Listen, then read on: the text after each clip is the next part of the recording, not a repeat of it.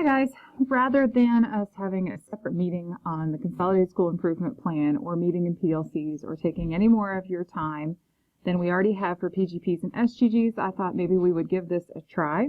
This video is to show you the differences between the 2016 CSIP and the proposed 2017 CSIP to show you how they really are kind of flowing one into the other, and they maintain the exact same goals for both years.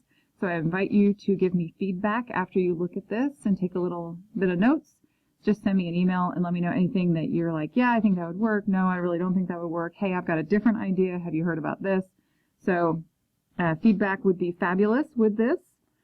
And we will be talking about this in the next team leader meeting. It'll go to council for first read in November and second read in December for adoption in December and implementation in January. So let me run through the 2016 really quickly. We have three main goals. We have a gap, a novice reduction, and a proficiency goal. The gap goal is given to us by the state. No arguing that. Objective 1, given to us by the state. Can't argue that one either. Objective 2, given to us by the state. Can't argue that one either. So basically, this is a gap goal. It says that all students in the non-duplicated gap group will become proficient, basically. And it's divided into our two big areas, which is students with an IEP and students that are economically disadvantaged. Last year, we said for students with an IEP, we would revise and reform our special education services and programming. We would do that through an IEP and schedule audit and co-teacher training of all teachers. We did this. We did this. We did not do this. In talking with Stephanie, we are not adequately staffed to be able to do this well yet, and so we're not going to continue to put it in the CSIP every year till we get to a point where we would be staffed in which we could do this. So we have some other ideas for the upcoming year to make sure that we have a continuum of services for our kids. So I would propose that we would take this out, and make some changes. Next is students that are economically disadvantaged. So we focus on the needs of the economically disadvantaged. Last year we said we would do that through a poverty simulation. We did that. We also said we would do a book study. The book study was Eric Jensen's Engaging Students with Poverty in Mind. We did not do that because I felt like you guys were a little too overloaded, so I dropped it. My proposal is to remove this. My proposal is going to be to revise this for a different book, and we'll give that one a try. Novice reduction goal. I don't understand how novice reduction is really any different than gap goal other than the way it's worded, but nonetheless. What we decided to do last year was we were given this goal to reduce novice to only 7% of the building scoring novice. We were given these two objectives that we cannot change, and then we had a response to intervention. So we said our strategies was RTI and parent engagement. Let me see if I got it. No, that's it. RTI and parent engagement. We said for RTI we would have a documented school RTI plan, which we do now have, and that we would work on monitoring of progress, which I was put on the committee to look at that. That's why we are piloting Lexia. That's why we're using EasyCBM. It's why we're using Fast Forward data. And so this really is considered to be kind of not completed. It's just something that's in motion but doesn't necessarily need to be in our plan anymore. And then parent engagement is very strongly encouraged by the district and the state to be in every plan for novice reduction, because parent engagement and family engagement in school is the #1 factor that reduces novice in school. So you want to have a parent engagement plan in your CSIP. Last year we said ed camps. We did that. Curriculum and instruction events. We did that. Family and community and the FACE team. I think we all know what happened with that. And World Cultures Education Night. It's in there separately because a parent was on GSIPL and asked me to put it in here specifically. She was asked by her supervisor to do that, so I did that for her. My proposals this year will be, let's get rid of this. It would be great, but I don't know that we have the time or the energy to put that together for this year, so I don't know if it necessarily is something that has to happen this year.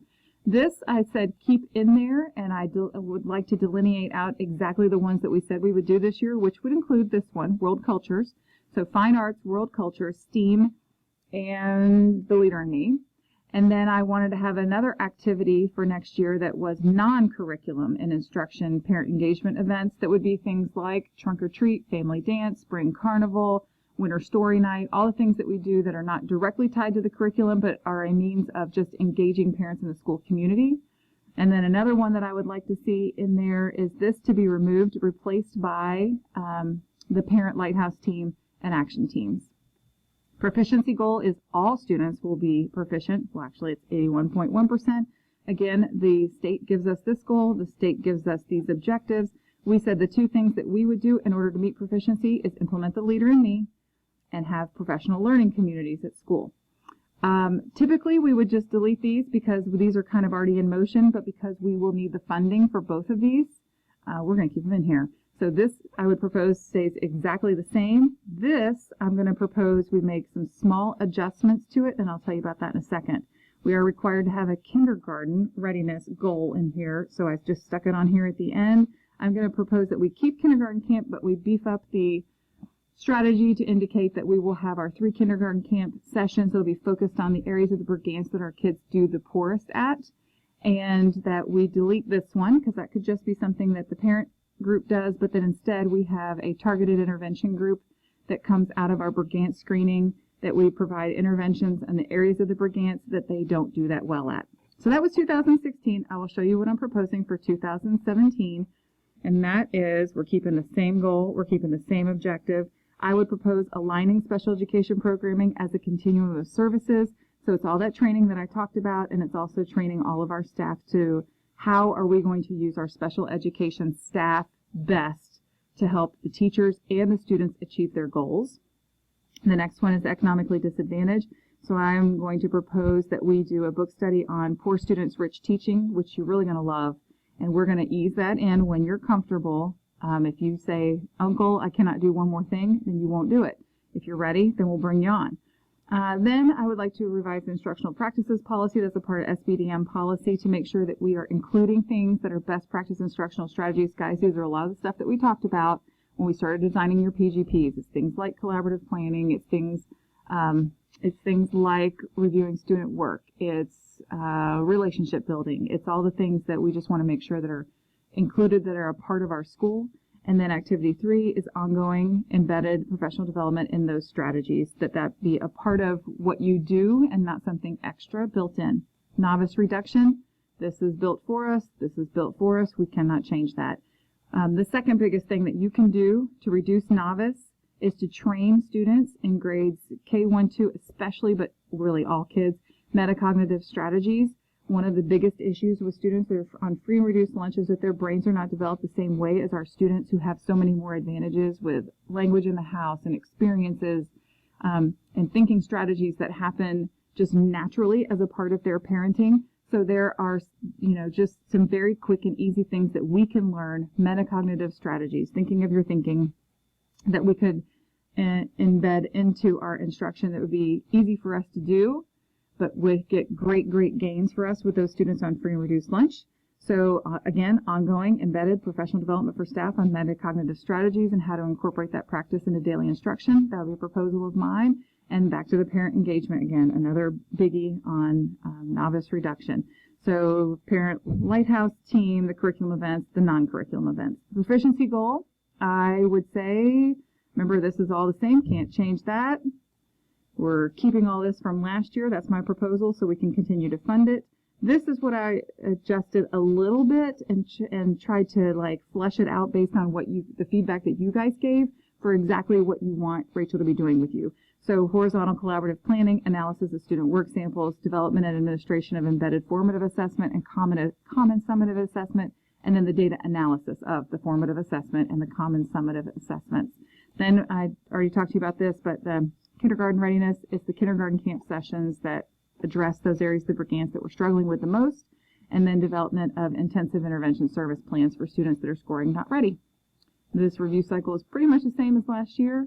That is my proposal, so please send me any feedback that you have. If I just said something that blew your mind, let me know. I did talk about 3 different areas for embedded professional development that would either be with Rachel or on wave days or on snow day, makeup days after school or the beginning of school next year.